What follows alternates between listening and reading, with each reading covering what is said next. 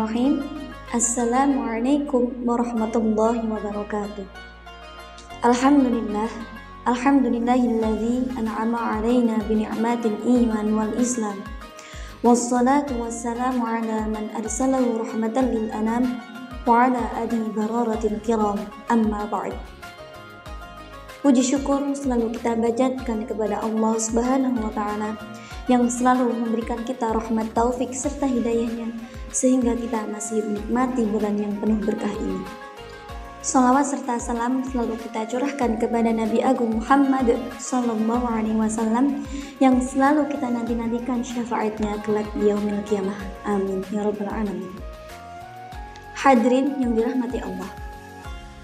Saya di sini ingin menyampaikan beberapa nasihat dari ulama untuk kita semua yang pernah merasa meninggalkan sholat atau yang sampai sekarang masih sering mengabaikan sholat. Para ulama banyak sekali menjelaskan ayat-ayat dan hadis-hadis tentang ancaman dari Allah bagi orang yang meninggalkan sholat. Bahkan kalau kita lihat di rukun Islam, sholat adalah rukun Islam yang kedua setelah syahadat. Artinya akan tertolak keislaman seseorang walaupun dia mengatakan asyhadu an la ilaha illallah, tetapi dia meninggalkan sholat secara sengaja tanpa ada udzur yang diperkenankan. Bahkan di dalam Al-Quran Allah berkali-kali memberikan kalimat ancaman yang diantaranya A'udzu billahi minasyaitonir rajim fawailun lil musallin alladzina hum an salatihim sahun. Maka celakalah orang yang meninggalkan sholat, yaitu orang yang lalai pada sholatnya. Apa yang dimaksud lalai dalam sholatnya? Dia udah sholat, tetapi sholatnya asal-asalan. Orang yang sholatnya tidak khusyuk. Orang yang sholatnya buru-buru, tidak memenuhi rukun. Orang yang sholatnya kadang dia lakukan, kadang dia tinggalkan. Orang yang sholatnya gak benar wudunya atau bersucinya. Lalu bagaimana dengan orang yang meninggalkan sholat? Makanya Allah menggolongkan di antara jenis-jenis yang paling jelas kemunafikan seseorang adalah dia, orang yang pemalas dalam sholat. Bukan tidak sholat, pemalas dalam ibadah sholat. Allah berfirman dalam Quran surah An-Nisa, A'udzu billahi minasyaitonir rajim. Bismillahirrahmanirrahim. Wa idza qamu ila sholati qamu kusala. Dan apabila mereka berdiri untuk sholat, mereka lakukannya dengan bermalas-malasan. Mungkin kita sudah sholat, tetapi apakah sholat kita termasuk sholat yang bermalas-malasan? Bagaimana dengan sholat tarawih kita? Kita mencari sholat yang paling cepat, 15 menit selesai, 20 rakaat atau 11 rakaat. Jangan-jangan kita termasuk orang yang sahun, orang yang lalai walaupun kita udah sholat. Jangan-jangan kita termasuk orang yang kusala, orang yang bermalas-malasan walaupun kita udah lakukan ibadah itu. Seandainya kita termasuk orang yang bermalas-malasan dan lalai, na'udzubillah, ternyata masih ada kemunafikan di hati kita, tertolak iman dan Islamnya di sisi Allah Subhanahu wa taala. Hadirin yang dirahmati Allah, sholat adalah satu-satunya ikatan kita dengan langit. Sholat adalah satu-satunya ikatan antara hamba dengan Allah.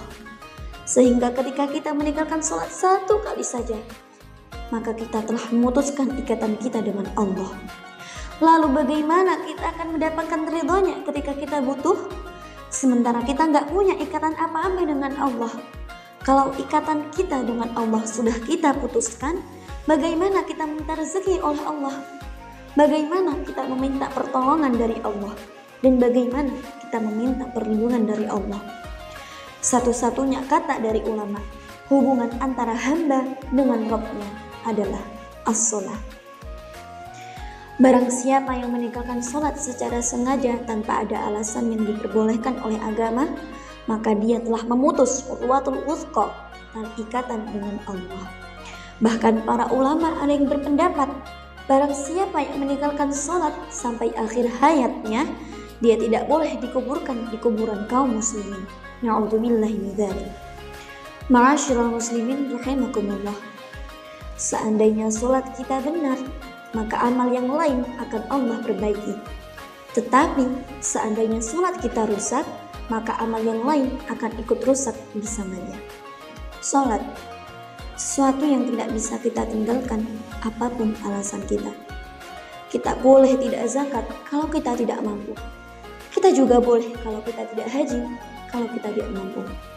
Tetapi kita tidak boleh meninggalkan sholat, karena kalau kita tidak bisa melakukannya tepat waktu karena lagi musafir, kita bisa menjamak. Kalau kita tidak bisa melakukannya di masjid, kita bisa sholat di rumah. Kalau kita tidak bisa melakukannya dengan berdiri, kita bisa duduk atau berbaring. Tidak ada alasan apapun untuk meninggalkan sholat, saking pentingnya ibadah itu. Allah tidak mau kita memutuskan Allah.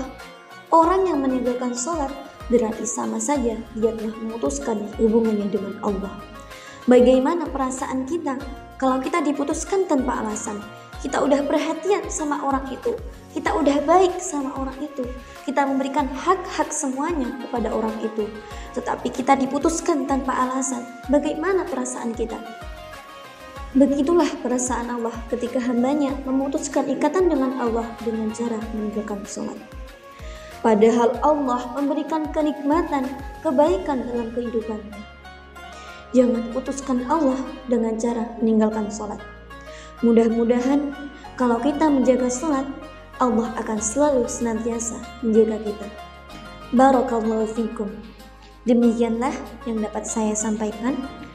Unzur maqala wa la tanzur maqala. Wallahu muwaffiq ila aqwamit thoriq. Wassalamualaikum warahmatullahi wabarakatuh.